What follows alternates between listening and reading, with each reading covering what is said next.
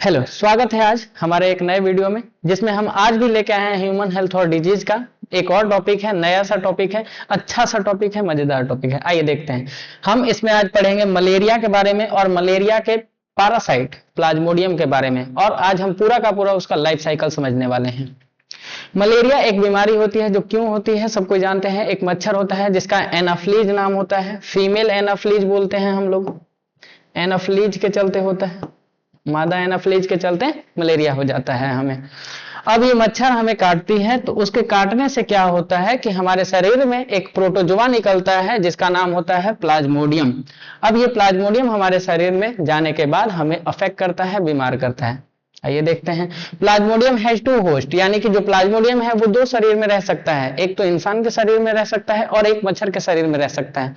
तो इसलिए जब मच्छर के शरीर में रहता है और वो सेक्सुअली रिप्रोड्यूस करता है, यहां पर बोला जा रहा है कि प्राइमरी होस्ट कौन होगा इसका, मच्छर यानी मॉस्किटो, और सेकेंडरी होस्ट कौन होगा, ह्यूमन, क्योंकि ह्यूमन के शरीर में वो असेक्सुअल रिप्रोडक्शन करते हैं और मच्छर के शरीर में सेक्सुअल रिप्रोडक्शन करते हैं। इसलिए यहां पर प्राइमरी होस्ट और सेकेंडरी होस्ट का डिसाइड करते हैं हम लोग। आगे बढ़ते हैं टाइप्स ऑफ प्लाज्मोडियम में। अगर आप देखेंगे तो 4 तरह के प्लाज्मोडियम होते हैं: प्लाज्मोडियम वाइवेक्स, प्लाज्मोडियम फैल्सिपेरम, और प्लाज्मोडियम मलेरिया, और प्लाज्मोडियम ओवेल। अगर देखा जाए तो मोस्ट कॉमन, यानी कि सबसे ज्यादा लोगों में, पॉपुलेशन में, जनसंख्या में पाया जाने वाला जो प्लाज्मोडियम है वो है प्लाज्मोडियम वाइवेक्स से होने वाले मलेरिया बहुत ज्यादा पाए जाते हैं। और प्लाज्मोडियम फैल्सिपेरम अगर किसी को एक बार हो जाए या फिर बार बार होने लगे तो उसके लिए बहुत ज्यादा दर्दनाक हो सकता है, उसकी मौत भी हो सकती है इसके चलते।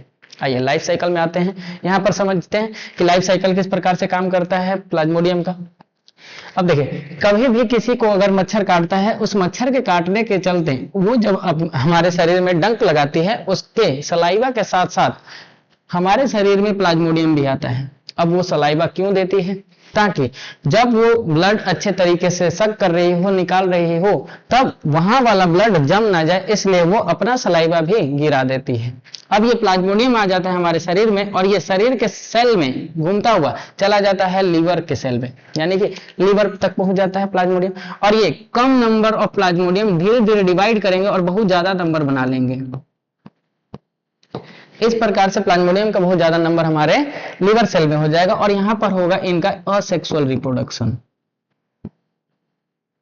यानी कि इंसान के शरीर में अभी तुरंत हमने बताया था कि असेक्सुअल रिप्रोडक्शन करते हैं प्लाज्मोडियम, इसलिए इसको हम लोग बोलते हैं सेकेंडरी होस्ट।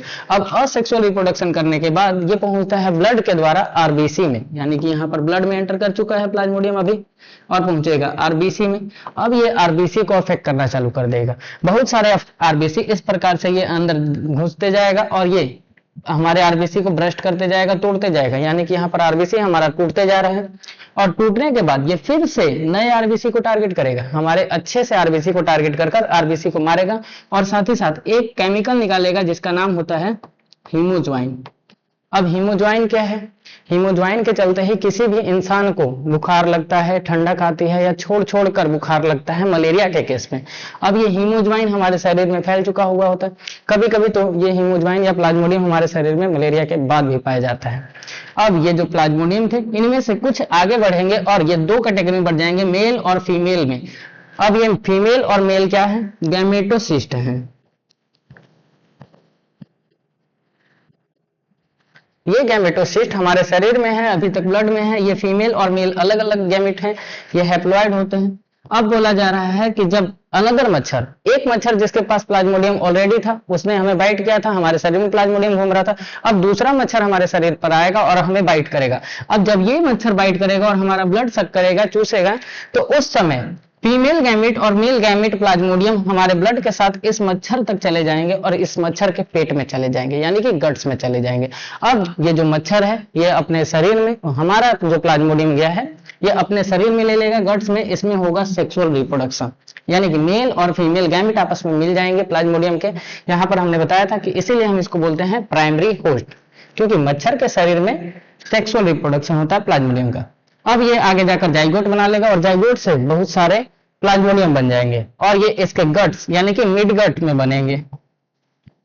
मिडगट का मतलब पेट में बनेंगे, और इसके पेट में बनने के बाद ये प्लाज्मोडियम सारे के सारे उसके सलाइवा में, थूक में पहुंच जाएंगे, और फिर से ये मच्छर किसी भी अनदर पर्सन जो अभी तक मलेरिया का शिकार नहीं हुआ था उसको काटने के लिए पहुंच जाएगा और उस इंसान को भी मलेरिया हो जाएगा।